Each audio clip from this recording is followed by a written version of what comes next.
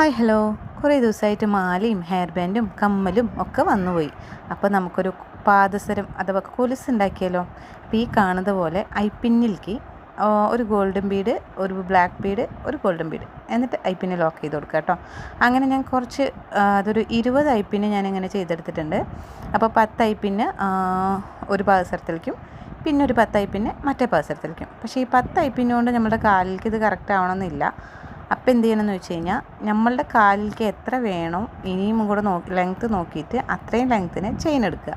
എന്നിട്ട് അതിനെ 2 പാർട്ടാക്കിയിട്ട് 2 ഭാഗത്തും അറ്റാച്ച് ചെയ്ത് കൊടുക്കുക. ഞാൻ ഇങ്ങനെയൊക്കെ പറയുമ്പം എന്തോ ഭയങ്കര വലിയ സംഭവമാണ്, എന്തൊക്കെയൊക്കെയോ ഉണ്ട് എന്നൊന്നും വിചാരിക്കണ്ട.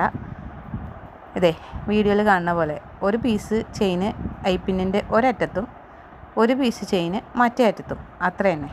അത് രണ്ടും കൂടെ അങ്ങോട്ട് അറ്റാച്ച് ചെയ്ത് കൊടുക്കുക. എന്നിട്ട് സാധാരണ ചെയ്യാറുള്ള പോലെ നമ്മളുടെ പാദസരത്തിൻ്റെ കൊളുത്തോ എന്തെങ്കിലും ഒരു കൊളുത്ത്, പാദസരത്തിൻ്റെ കൊളുത്തുണ്ടെങ്കിൽ പാദസരത്തിൻ്റെ ലുക്ക് കുറച്ചുകൂടി കംപ്ലീറ്റ് ആവും.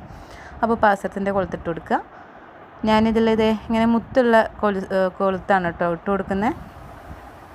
അപ്പോൾ അതും കൂടെ ഇട്ട് കഴിയുമ്പം നമ്മുടെ പാദസരം ഏകദേശം കംപ്ലീറ്റ് ആയിട്ടുണ്ട്. ഇതാണ് നമ്മളുടെ പാദസരത്തിൻ്റെ ഫൈനൽ ലുക്ക്. എങ്ങനെയുണ്ട്? ഇഷ്ടമായോ?